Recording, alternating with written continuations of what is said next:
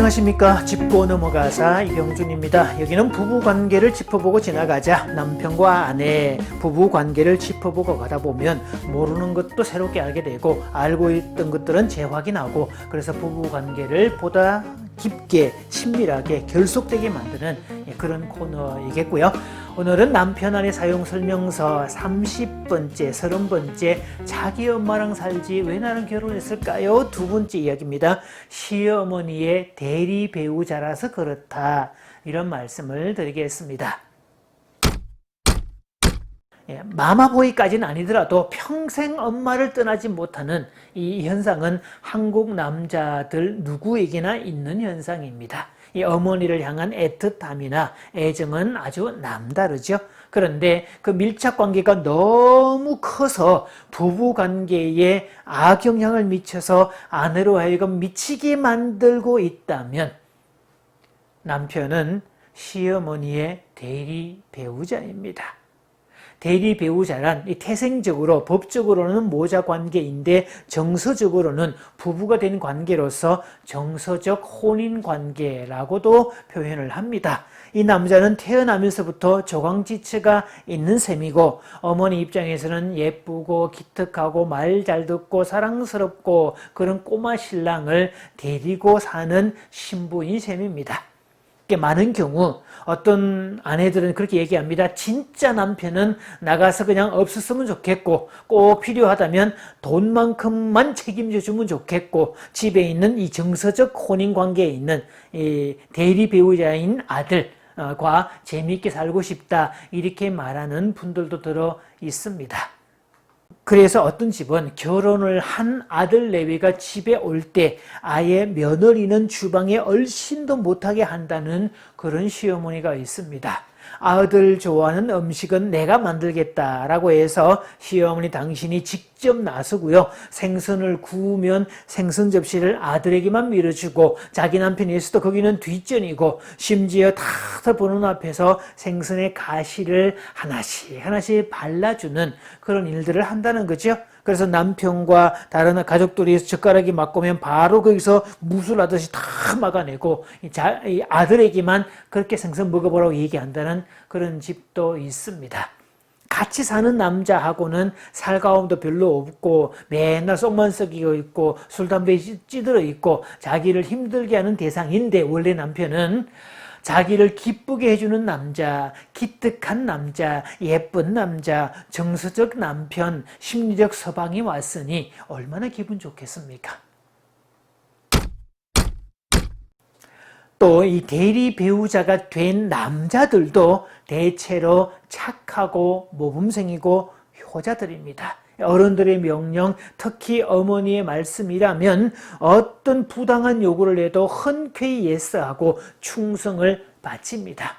어릴 때부터 형성된 이 패턴이 어른이 되어서 자기가 결혼해서 아내를 맞이했음에도 불구하고 자신의 가정을 꾸렸음에도 불구하고 이전에 살아왔던 패턴이 여전히 계속 작동되고 있다는 점입니다. 물론 이것이 이 사람이 사회생활할 때는 플러스 요인이 되기도 합니다. 보통 성격 자체가 부드럽고 유순하고 눈치가 빠르고 배려하는 습성이 바탕이 되어 있기 때문에 외부적으로는 점잖은 사람, 무게중심이 잡힌 사람, 자상하고 친절한 사람, 이렇게 보일 수 있습니다.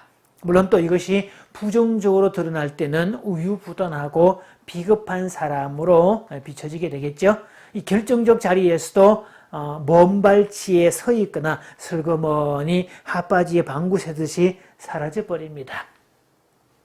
그런데 이 대리 배우자로서의 어머니와의 관계가 더 밀착된 아들은 결혼한 이후에도 중요한 이슈, 중요한 문제들, 아주 큰 문제들은 자기 어머니하고 이야기를 합니다. 자기 아내에게는 비밀로 하고 있고, 그래서 우연찮게 시댁에 갔더니 며느리는 모르는데 시댁 식구는 다 알고 있는 경우들도 있고, 그래서 이 남자가 조강지처하고 의논을 하지 새로 맞이한 자기 여자에게는 이야기를 하지 않는다는 거죠. 또 심지어는 이 여자하고 살면서 힘든 부분들을 자기 조강지처에게 일러 바치는 그런 경우도 있습니다. 갈등이 생길 때마다 다 일일이 따서 얘기해주고, 그러면 시댁에 가면 너 얘한테 그랬다며 이렇게 따지고 드는 그런 경우들도 있습니다.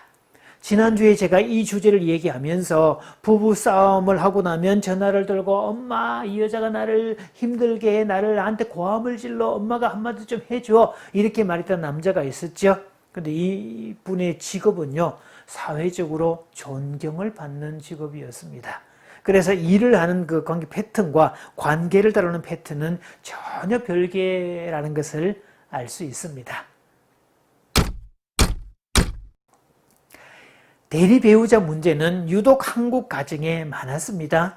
요즘에 와서는 많이 줄기는 했지만 이 가부장적 요소가 큰 곳일수록 대리 배우자의 문제도 크다고 봐야 됩니다. 많은 사람들이 그게 뭔가 이렇게 이상하다 느낌은 가졌지만 그게 병리적 관계 심각하다고는 생각을 못했습니다. 이 대리 배우자가 역기능 가정의 심각한 문제라는 것은 가족 치료가 보편화되면서 가족 치료가 알려지고 가족 치료가 시행되고 가족 치료라는 배경이 점점 더 커지면서 대리 배우자는 정상적인 관계가 아니다라고 이제 명백히 밝혀지게 되었는데요. 자, 그러면 이 가족 치료가 생겨난 배경에 대해서 조금은 먼저 살펴볼 필요가 있습니다. 자, 가족 치료는 이렇게 해서 생겨났습니다. 상담과 심리치료가 일반화되면서 이 상담을 받고 심리치료를 받는 사람들이 많아졌습니다. 그래서 상담사와 심리치료사를 통해서 자기 문제를 해결받고 정신적으로 건강해지고 자기의 정체성도 찾고 이전과 다른 삶을 추구할 수 있게 되었죠. 자, 그런데 일부 분명히 상담사와 치료사 입장에서는 이 사람은 완치라고 결론을 짓고 집으로 돌려보냈는데 다시 그 문제가 재발돼서 오는 사례가 늘기 시작을 했습니다. 그래서 우리가 치료를 못했을까 아무리 확인해보고 점검을 해봐도 우리는 그때 완치 판정을 내린 게 이상한 게 아니었고 정확한 판단이었다. 그런데 우리는 정상으로 만들어서 보냈는데 거기 갔더니 문제가 생겼다는 말은 이 사람의 문제가 아니라 가족 전체가 문제일 수 있지 않겠느냐 이런 질문들이 생겨났고요. 그래서 탐사를 해보고 조사를 해보았더니 진짜로 가족이 문제더라. 가족 전체가 문제더라. 가족 전체가 환자더라. 이런 결론이 나오기 시작을 했습니다. 자, 그러면서 가족 치료가 이제 실제적으로 이렇게 만들어지고 부각되고 이렇게 했었는데요. 가족 치료의 모토는 이렇습니다. 가족 속에서 나 한 사람의 문제일지라도 이것은 결코 한 사람만의 문제는 아니다. 그래서 표면적으로는 한 사람의 문제라고 할 때 이게 전체 문제가 되는 것은 가족은 시스템으로 즉 체계로 연결되어 있기 때문입니다. 마치 어린아이에게 달아주는 모빌을 생각하시면 될 건데요. 자, 모빌이 이렇게 달려 있을 때 모빌을 하나만 움직이면 나머지 모빌이 다 한꺼번에 그렇게 움직이는 그런 존재가 되죠. 그래서 그 중에 하나, 첫 문제를 일으키는 처음에 흔들리는 이 모빌을 가족치료에서는 IP, 지정된 환자, Identified Patient라고 해서 문제를 일으키는 트러블 메이커, 문제아라고 얘기를 합니다. 이 문제아가 문제를 일으키는 바람에 온 가족의 풍파를 일으켰다라고 해석을 하는데요.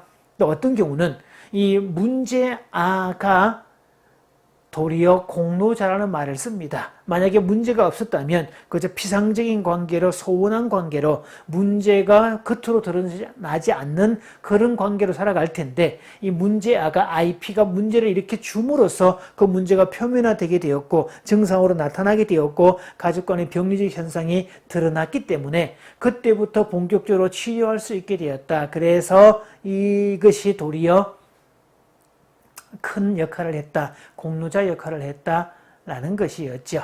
가끔씩 그런 경우 있지 않습니까? 어디 몸이 아파서 이 검사를 받는 과정에서 그 정작 문제가 될 그 병은 요거만한 작은 문제였는데 안에 큰 병이 초기에 발견되는 덕분에 이 작은 상처 덕분에 큰 병을 예방할 수 있었다는 그런 분들 얘기를 들어듣죠. 그런 경우에 이 작은 문제는 IP처럼 지정된 환자처럼 그런 역할을 하고 결과적으로 공로자 역할을 한다는 뜻입니다.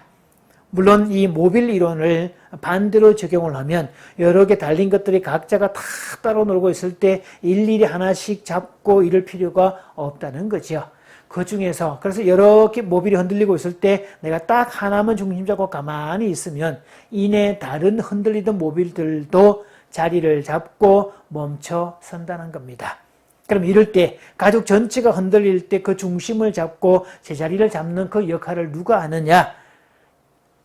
남자가 아니라 주로 여성이 이 역할을 감당한다고 그럽니다. 그래서 가족 전체가 다 병리적 구조를 가지고 있다 할지라도 그 속에 있는 여성 한 사람이 정신적으로 건강하고 중심을 잘 잡고 이렇게 있으면 다 흔들리지 않게 되듯이 이 사람 덕분에 가족이 제대로 돌아갈 수가 있다라고 얘기를 합니다. 그래서 가족 건강을 얘기할 때 여성의 정서 건강, 여성의 중심 잡기 이런 것들이 부각되는 이유가 거기에 있습니다. 그래서 유대인들은 자기 아내가, 집안의 어머니가 자기 역할을 잘 감당할 수 있도록 남자가 이 여자를 사랑해 준다고 그러죠. 이 여자를 사랑해 주면 이 중심 잡을 여자가 자기 기능을 잘 하기 때문이다 라고 이야기를 합니다. 그래서 반대로 얘기하면 이 여자가 중심을 잡고 그 모빌이 흔들려도 중심을 잡을 수 있도록 해야 되는데 그 중심 잡을 여자를 팬다든지 함부로 대한다든지 무시한다든지 폄하한다든지 그러는 것은 가장 무식한 행위가 된다는 뜻입니다. 대리 배우자의 문제는 1차적으로 남자가 해결을 해야 되겠지만 지혜로운 여자가 있어도 해결이 가능하다는 거죠. 자, 남자가 해결의 주체라는 점은 계속 이어지는 시간을 통해서 제가 설명을 드리겠습니다. 자, 오늘도 지 엄마랑 결혼하지 왜 나랑 결혼했을까요?